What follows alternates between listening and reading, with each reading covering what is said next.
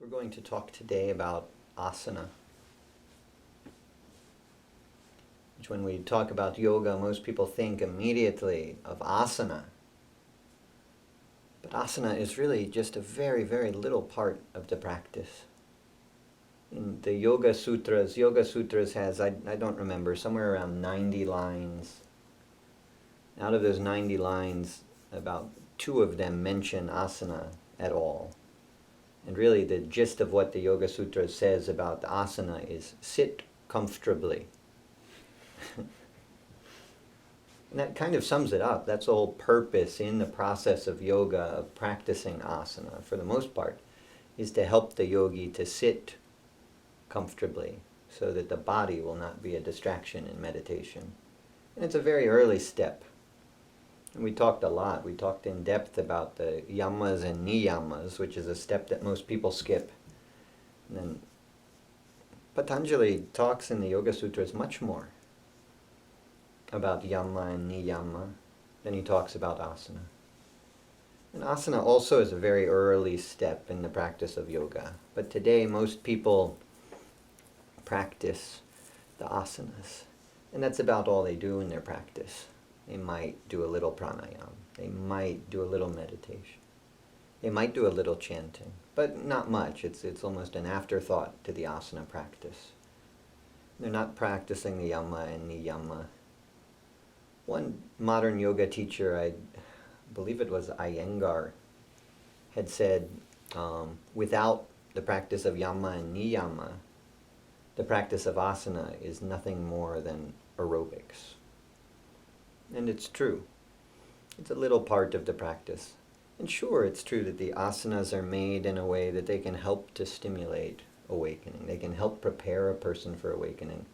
But generally speaking, most of the asanas don't have the power to awaken a person per se. Asanas like the lotus pose, the padmasana, have more ability than some of the others to lead to awakening. But my guru was very mystical in the way he spoke, and he talked very specifically about the effects of the padmasana. If you think of the Ida Nadi and the Pingala Nadi, we'll talk more about next week when we talk about pranayam. If we get to pranayam next week, we may talk again about asana. We'll see. These 2 channels that relate to the breath and relate to the hemispheres of the brain. My guru said that you'll short-circuit one of those. You short-circuit, I believe it was the Ida Nadi that he said, by sitting in Padmasana. And so that hemisphere of the brain is not working very well. So you jump out of that normal state of consciousness. He said through pranayam you can short-circuit, cut off the normal function of the other hemisphere of the brain. And then in your meditation you'll go deeper, because the mind's not doing its usual activity, you'll go beyond. And that's the purpose of the practice of yoga. But even in that description we don't have that the Padmasana will lead you to realization. I think it has been said in some of the yoga texts that if you sit for a long time in the Padmasana that it will lead you to realization. It's not necessarily true. You can't take these things so literally. I read one time in one old yoga shastra that if you do the headstand for 3 hours, you'll come to realization just by that. And so I trained myself to do that, and it was difficult. It took me some time. I'd work up, and I was doing 20 minutes of headstand and 45 minutes of headstand. I got to do it. But all I really learned, I didn't come into realization from that. And I learned that the headstand is not very good asana for me, for my health and my body. I just got unbalanced by doing it, really. Some of it depends on how we do these practices, but we're forgetting the true purpose of the practice of yoga now. And one guru recently described the way that yoga is being practiced now. He described it saying, let me turn down my volume on my telephone here so it doesn't disrupt us. He said it's as if people find an airplane. It's a great description. If people find an airplane and they don't know what it's for, and so they start to try to drive it around town. Of course, it's not designed for driving around streets, and so you won't get around as well that way. And the wings are not very useful as you're trying to drive around town, so they tear off the wings and they drive it around like a car. This is the way people are using yoga practice now. It's not, the yoga asanas are not set up as a system for exercise, for health. It's not for losing weight. It's not for toning the body. It's certainly not for getting an aerobic exercise. But people try to do the asanas now in that way that it will give them an aerobic exercise. Cat-cow, cat-cow, cat-cow. Upward dog, downward dog. I don't even know what those are. Upward dog, downward dog. The older texts that talked about asanas, if they mentioned any specific asanas, they usually would talk about, Patanjali talked about 0 asanas. He just said, sit comfortably. He didn't tell you how to do that. He figured it was simple enough. Really, it is that simple. If you practice, you'll sit much better. The Indian people grow up sitting cross-legged on the floor. So you go to a Hindu temple and you see them all sit comfortably for hours and hours and hours for a puja. But you go to a yoga class and you look at the yoga teachers and they can't sit for 2 minutes cross-legged on the floor. Their foot falls asleep and they got to put their knees up and put their legs out. It's always funny when I give a talk to a group of yoga teachers because I see them squirming around in pain as they try to sit on the floor with me. But you go to the Hindu temple and the little kids sit there, the old people sit there, everyone's sitting comfortably on the floor because they've simply practiced doing that. It can really be that simple. One reason that the system of asanas was created. Some of the other texts on yoga, they talk about a few asanas. Tirumular, I think, talks about 8. Some of the Hatha Yoga Pradipika, I think, talks about maybe 4 or 6, maybe. And some other texts talk about a few more. But none of the texts talk about very many. A lot of the big texts on yoga, they'll say that there are 360 asanas. And out of those, 36 are useful to human beings. They say this kind of thing. And of course we see things online, in the yoga books and things that list hundreds and hundreds and hundreds of asanas. And of course we always can make it more complicated. And it's not to say there's no use to these practices at all. It's just to say it could be a diversion from a deeper practice. To some extent the asanas can be useful to help you to sit comfortably. If your legs are falling asleep, it may be that stretching the legs in a certain way will help for the pranas to flow down to the legs better when you try to sit. One thing my guru had said is for the yogis who are sitting long, long hours in meditation and getting very little food, very little exercise, all this kind of thing, that it helped for them in the process of doing a very serious spiritual practice to compensate for getting no exercise.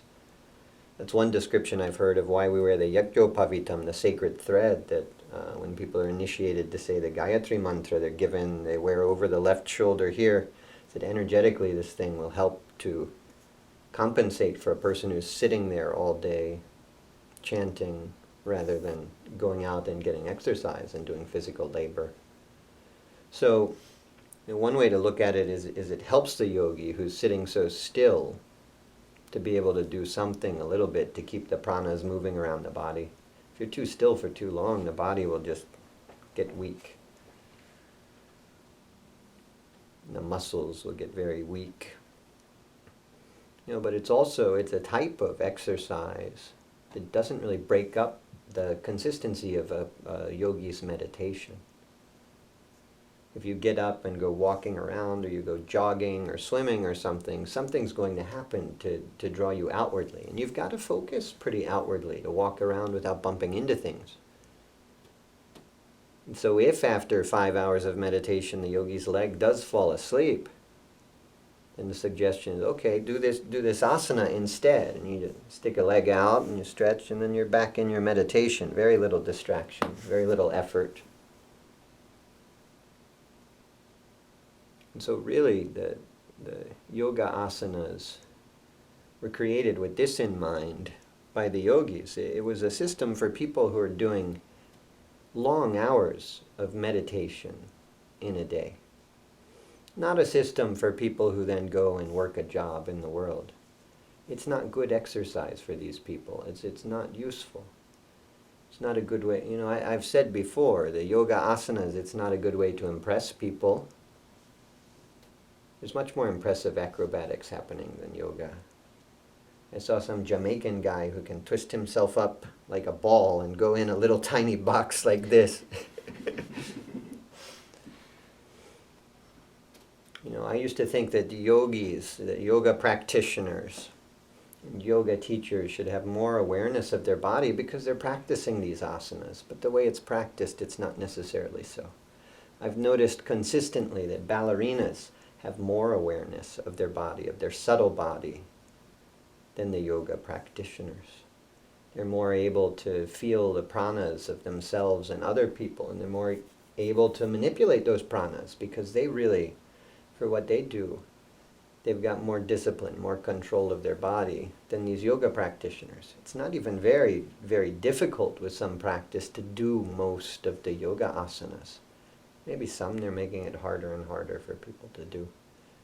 To keep people's mind stimulated and their awareness focused outward.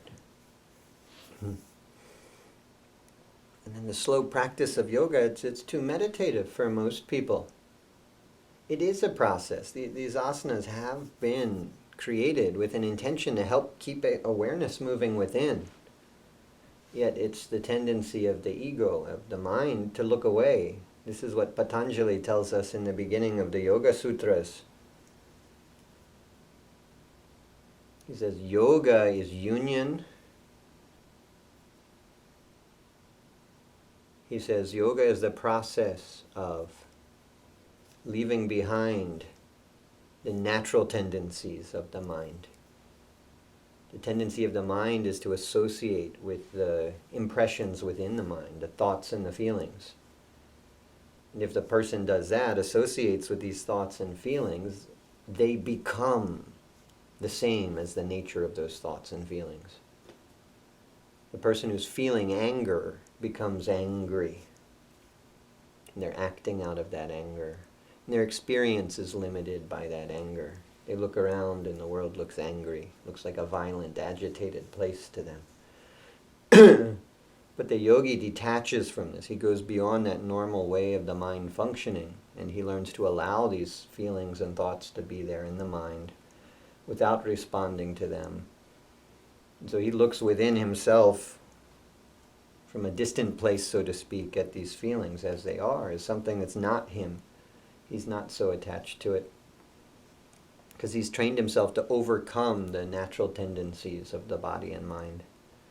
They say yogis in India, they can stop their heart from beating, to the extent that you can't feel a pulse. You might need a machine to tell that there's any pulse happening there. They can really slow their heart rate that much.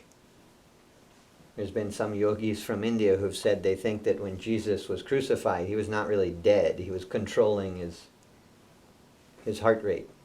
And so he appeared very dead, and he came back a few days later.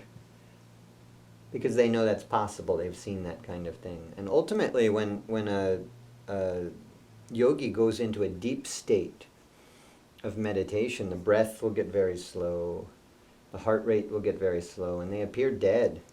There's stories of this in the Christian tradition too, of these Catholic saints going into a state of ecstasy, they call it. And at that time they appear dead. The body may be very stiff and motionless. But sometimes there's been signs, like people smell the fragrance of roses coming from this otherwise dead-seeming body. Rather than it smells foul, like it's decomposing, they smell roses or something like that. So For yogis, it's simple to understand that concept that you're overcoming the tendency of the mind to judge what's going on there. You're allowing it to be there. They're controlling the mind.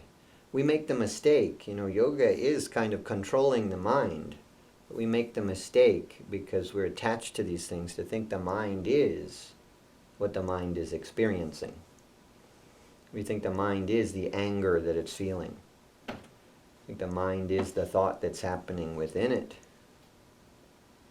That's not the case. We don't control the thoughts. We don't control the feelings. We train the mind to stop doing what it does, which is resisting those. In that way we control the mind and allow those things to be. If we allow those things to be, they don't affect us. They pass right through. This is the process of yoga. If asana is practiced as a part of this process, it's useful and it can be called yoga. If asana is practiced without this, we can't really call it yoga. Many people do, but I'd say we shouldn't. We shouldn't call that yoga. Yoga is turning into something totally different than what it was. The asanas do have some effect, and in Ayurvedic medicine there's healing effects that the Ayurvedic doctors know that each of the asanas have. Certain asanas will open certain channels in the body. Ayurveda is a system like Chinese medicine that has knowledge of the nadis, the subtle channels in the body, and the marmas, different points on the body that will stimulate these subtle channels. With this kind of knowledge, the asanas were created by the sages to have a certain effect on the body. If you think of acupuncture treatment, they don't just put the needle in and take it out, because it will stimulate that channel for an instant. They put the needle in and they leave it for some time, because in that time it starts to stimulate an opening of the channel. If there's a blockage there, this stimulation will start to send energy there to start to work on the blockage and release it in time. But for some amount of time they keep it. 15 minutes, 30 minutes, 45 minutes. That's maybe standard for an acupuncture treatment. Any good acupuncturist will tell you it won't have any effect if you just go bloop, and then you're done. And a yogi would tell you the same of the asanas. When you do the asana with the proper alignment, it will have the effect to open certain subtle channels in the body. If you want it to have healing effects, and if you want it to have the effect of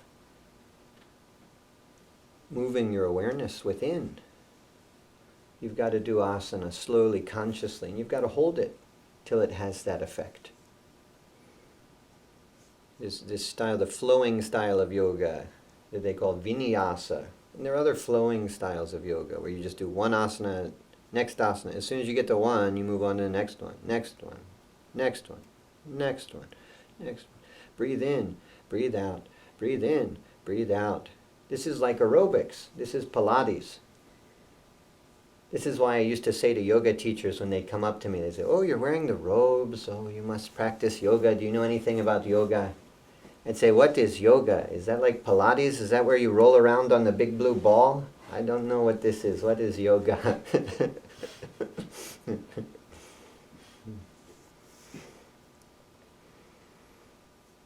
And again, like I said before, if you want an aerobic exercise, if your intention is to look good, to impress people, to lose weight, to make your tummy thin looking.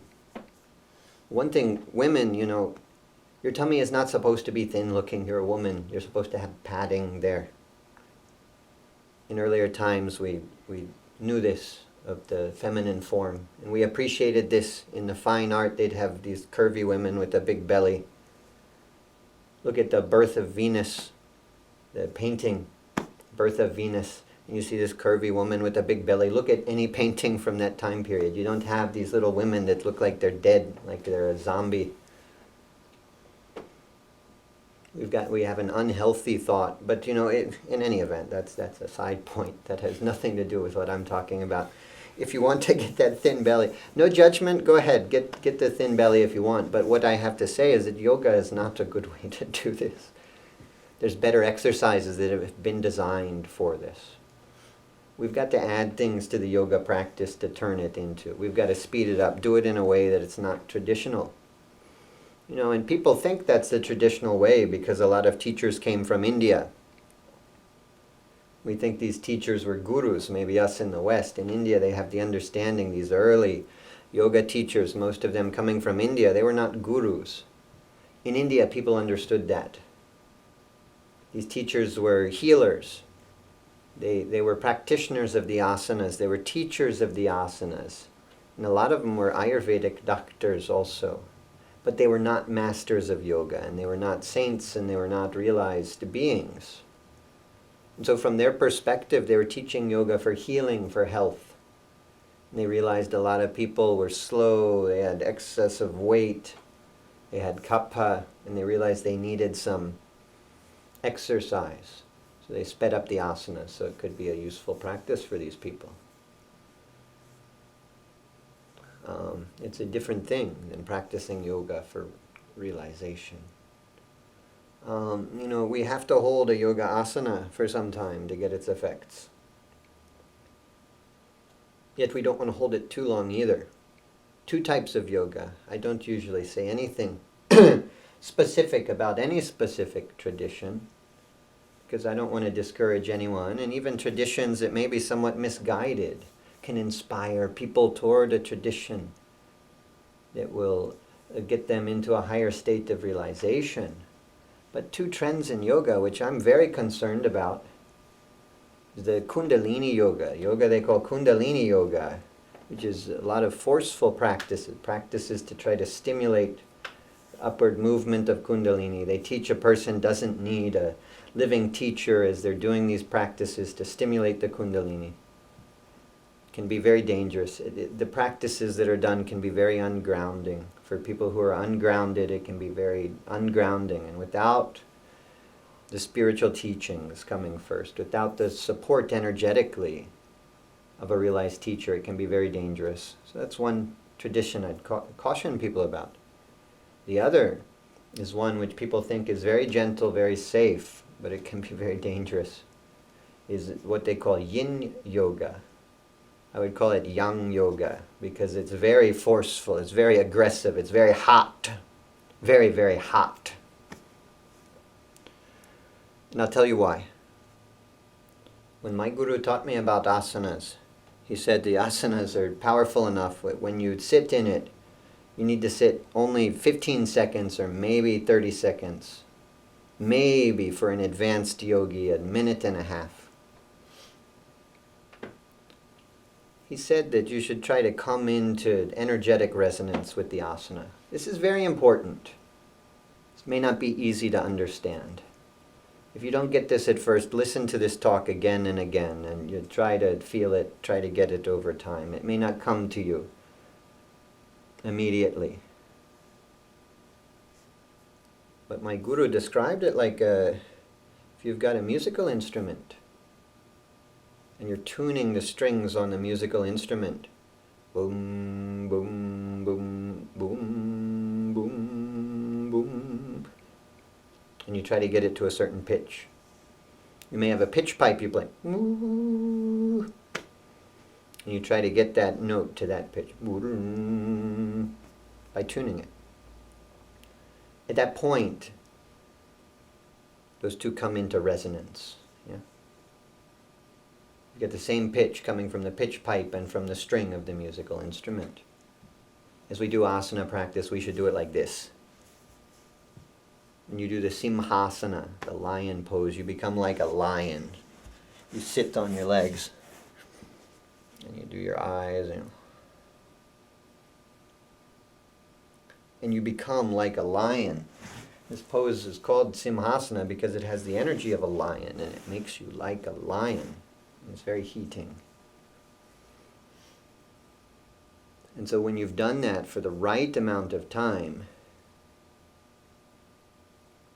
and you'll feel that your body is in resonance with the energy of that pose.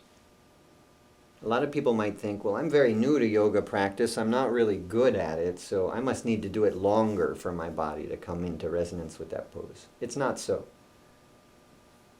It's usually just the opposite. When you start, you maybe need to do it 5 seconds, 15 seconds. And then very quickly your body will come into resonance with the pose. In time, it may take longer. It's almost like taking a medicine or a poison that you build up an immunity for. Over time, you can do more of it. Over time, you can do more of the asanas. In rare cases, as someone does a spiritual practice, it may be useful to do an asana for longer. But this should be done just like tapasya. I spoke of the severe types of penance that's done as a preliminary step in the practice of yoga, where people are putting spikes through their back and walking on hot coals and burying themselves alive and this kind of thing. You should do that under the guidance of a qualified teacher. And not just a yoga teacher, probably a spiritual master. You should do that under the guidance of someone who's very, very aware. Or you may not be doing that and getting benefits from it. Doing the asanas for a longer period of time, it should be done the same way. At the very least, you need the guidance of some Ayurvedic practitioner who can tell you if this is good or bad for your body. But you should have some teacher who understands spiritually what's going on as well before you do practices for 5 minutes, 10 minutes, 15 minutes. In certain cases, I've seen certain people as they come into a state of awakening because they're imbalanced. This is something people don't understand. They think as the kundalini starts to move, if this happens by grace, because we can't force it to happen, as that happens, they think they're supposed to shake and twitch and yell and scream and feel bad and not sleep for a long time, not feel hungry for a long time, sleep for a long time, feel really hot, feel really cold. Shouldn't really happen.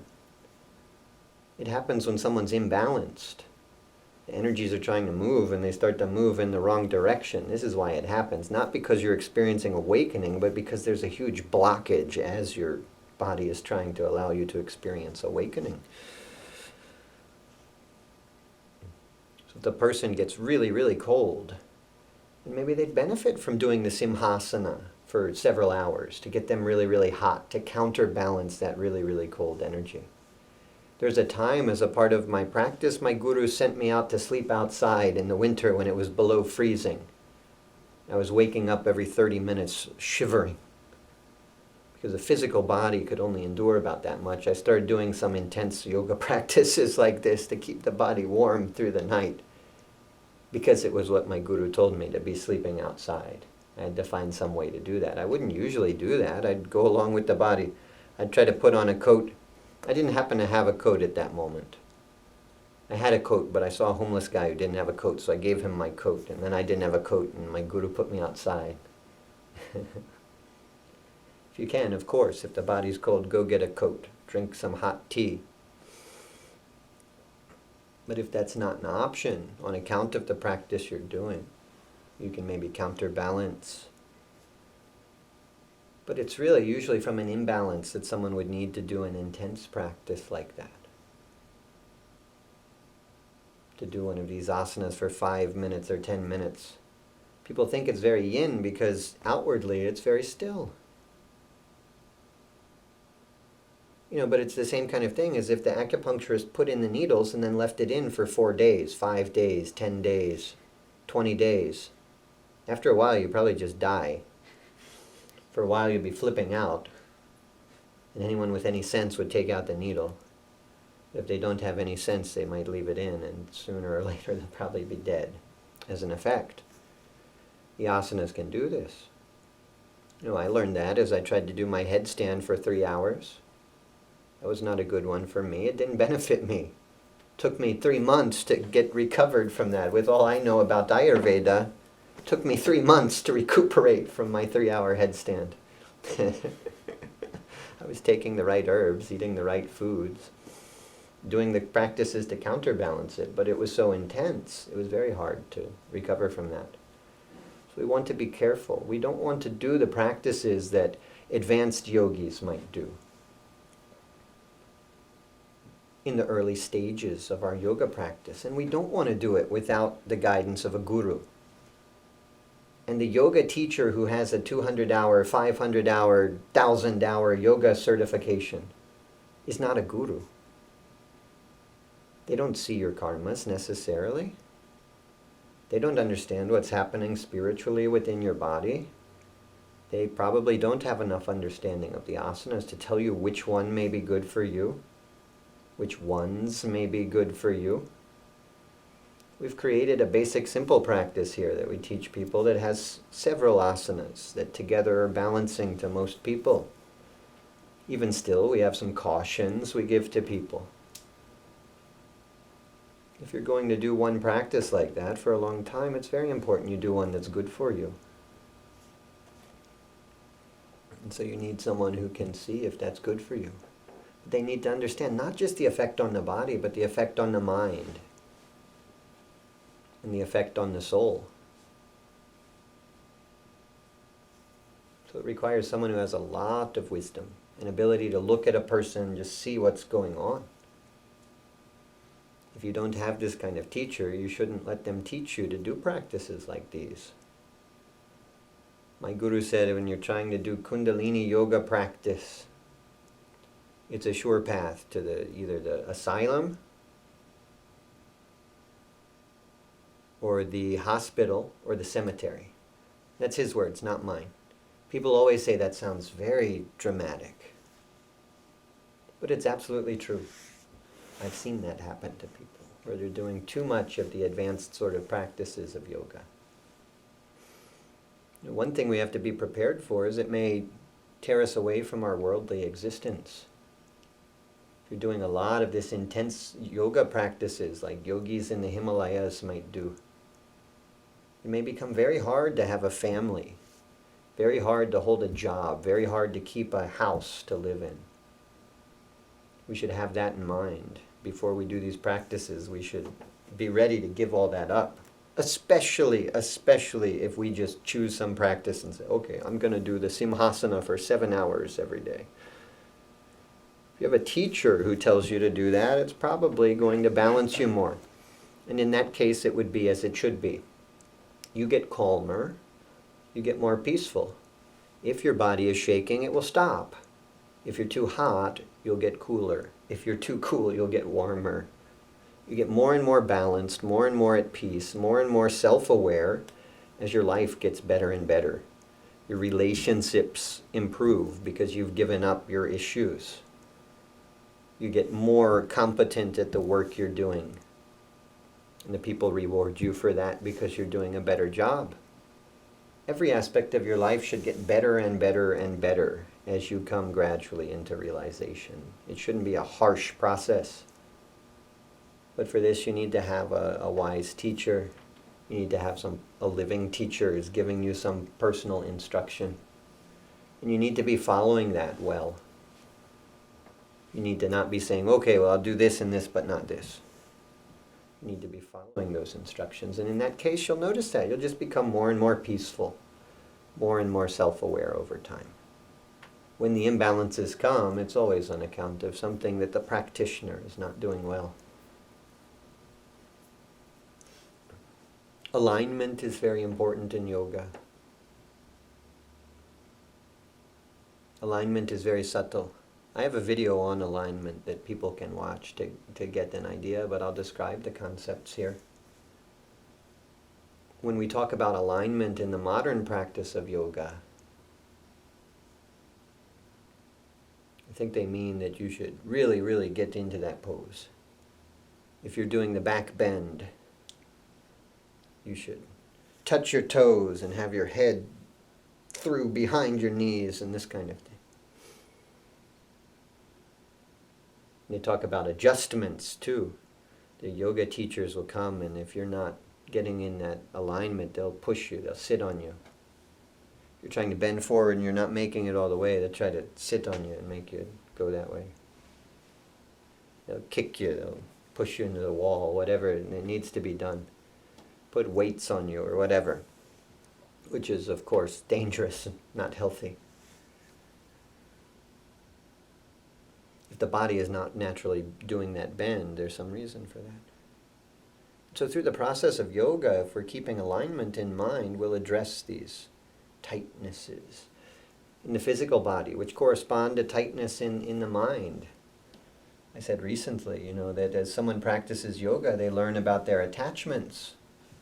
Because for every stiffness in the physical body, there's some corresponding mental attachment, mental hang-up. That if you really practice your yoga with good awareness, you say, okay, my hamstrings are tight. Ooh, and that feels like this. Okay, I'm thinking of this experience. I'm attached to this. It'll bring up all your past and release it to try to get into these asanas if you practice in that way. But people get very competitive when they do asana. They want to bend further. And so if they try to do a forward bend and they can't touch their toes, they'll bend their knees or something to see that they can. In my video on alignment, I showed that the guy I was demonstrating on was trying to do the forward bend, I believe. Forward bend. And as he bent, he came to a little tightness here. And so he did a self-readjustment or whatever, where he'd twist a little bit. It's rather than going just straight, he'd get tight here. So then he'd twist a little to the right-hand side. And then he'd bend a little to the right, and he could go further that way. But what he was doing was addressing this tightness, which was there when he tried to bend forward. He was actually increasing it by forcing the body to go in a different way. And we do this. If it's not comfortable to walk straight, we'll walk a little bit crooked. This way people's hips, one hip will get higher, one shoulder will get higher, one shoulder will get lower. They're not very balanced. They don't have awareness of that either. Doing some body work can help. Getting massage and Ayurvedic oils and things can help to release some of that. And people get up feeling like they're walking strange, but they're really more balanced after that. As we do the asana, we should keep all this in mind. And it's very much more important, if you're doing a forward bend, to bend forward than how far you go. But of course, people look around in a yoga class and they say, oh, well, I'm doing terrible because everyone else seems to bend further. And then they try to find the way to force it. I'll bend my knees a little, and then it looks like I'm doing as good as them. Or they look around and they say, oh, I'm doing really good because everyone else seems to be doing not so good. It becomes a comparison. But it shouldn't be that at all. It's about your body. It's your process of opening, finding the tension within, releasing the tension within. We all want to be perfect. We want to rush to the end of the path. And as we do the asana, we should try to be aware. We should ask ourselves, is it 10 seconds? Is it 15 seconds? Is it 23 seconds when I come into the resonance with the energy of this pose? But as we come into the pose, we ought to try to think about the alignment. I like to use the forward bend as an example because I do a terrible forward bend. A lot of yoga teachers have said to me, how can you possibly teach yoga if you can't even do a good forward bend? Is it, oh, you're not a good teacher of yoga. I say, no, I'm a better teacher of yoga because I cannot do a good forward bend. I can exemplify what you're supposed to do when you have a trouble to do the asana.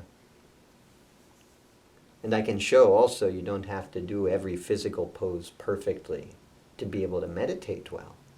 And that sort of thing, or to have some wisdom or experience of yoga. So I want to demonstrate the forward bend a little bit. Let me see if I can set this up here. Can I see me? Can you see me? I guess. Okay. I think my head's in there. It's very hard to see. So as you do a forward bend, the point is to keep the back straight and bend forward as far as you can. Keep the legs straight. And keep the back straight. Some people, they'll arch the back. If I arch the back, I can go much further. Right?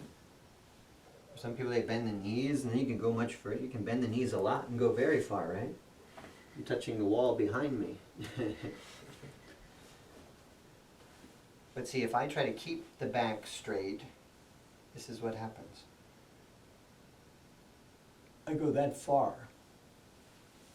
Then I feel a stretch in the back here, in the leg here.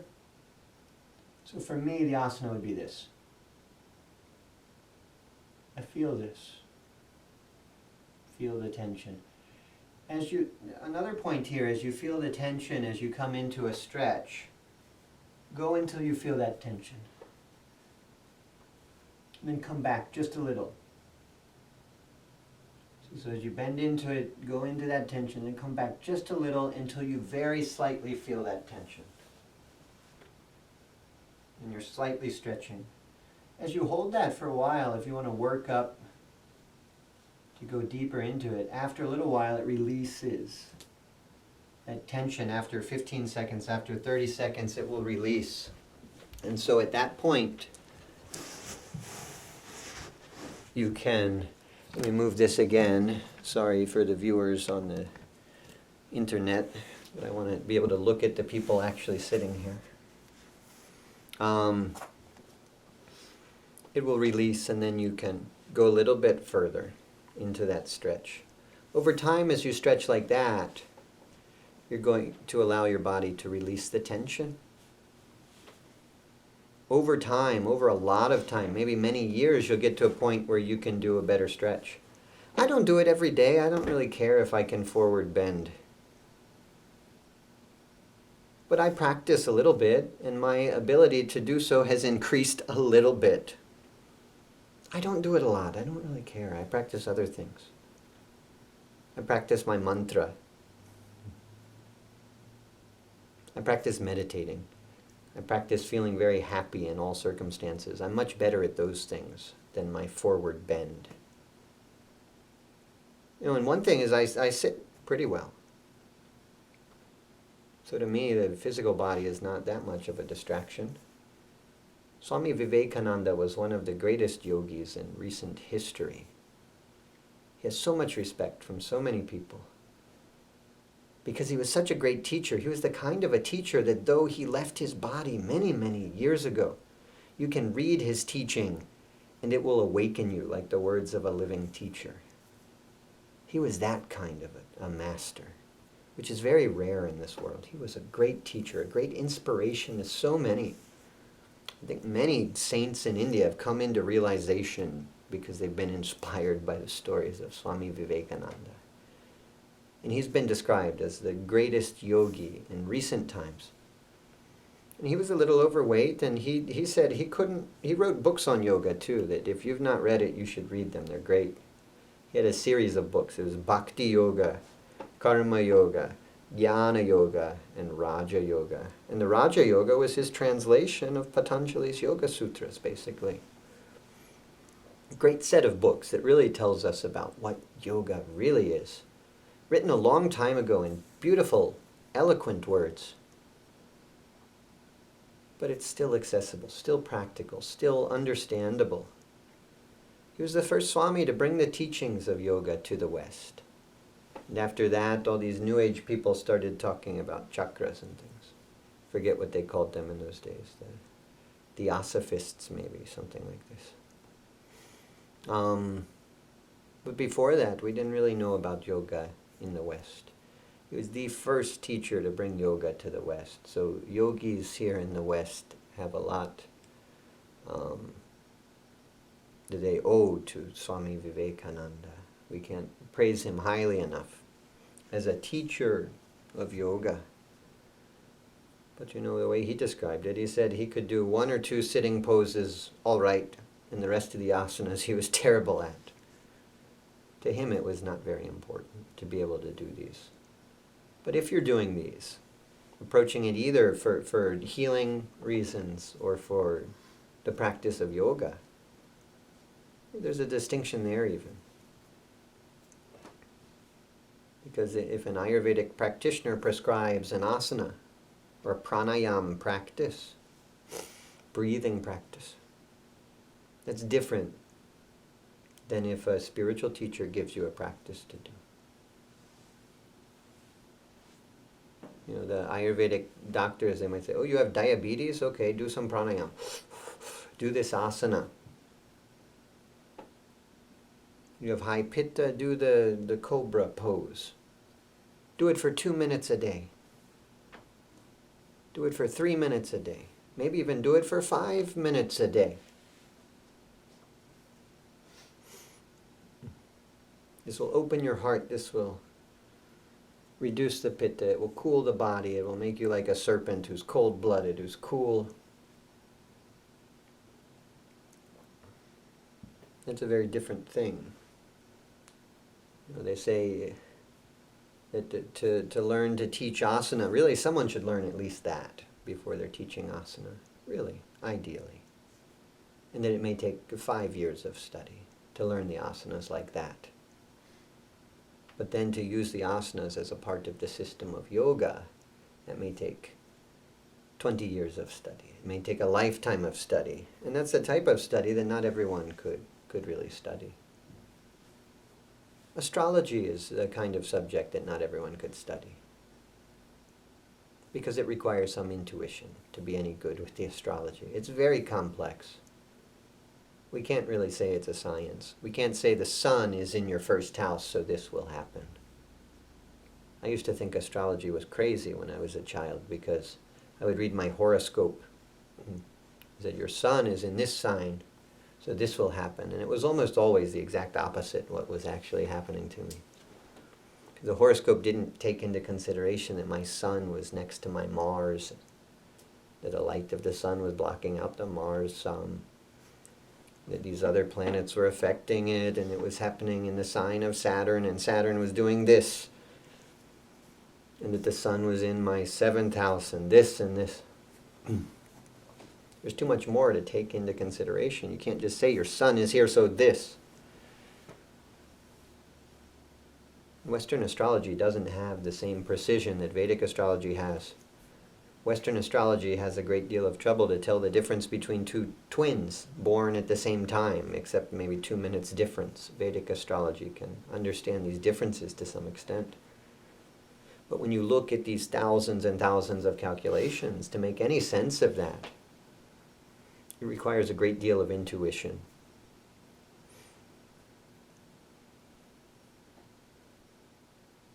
Astrology can be a tool, but really a good astrologer doesn't need to look at a chart. He can look at the person and say, okay, this, okay, that. It takes some practice. It takes some spiritual awareness to know the asanas as a part of the practice of yoga. You've got to be a yogi. You've got to have great spiritual awareness. The yogi in India is different than who we call yogis in the West. Any person who owns a yoga mat, which is most women in the country, any person who's been to a yoga class is called a yogi. In India, it's not so. That guy on the side of the road who has dreadlocks and doesn't seem to care what everyone's doing, who's looking into the sky and he looks like he can see a world that no one else is aware of, and he can. That guy's the yogi. The guy who people come up to and they're a little afraid as they approach him. But they come up anyway because they know he has great power, and they ask, my son is sick, can you heal him? And the yogi might do that, or he might not do that. That's who they think of when they say yogi in India. But here, it's become a very common word, a very vulgar word, yogi. Everyone's a yogi. The women are yogis because they don't know that yogi is a masculine word. They don't know they should be yoginis. The women are yogis, the men are yogis, and they don't know what they're talking about. They don't know what the system of yoga is. I don't think there's much more to say about asana. Is there any questions?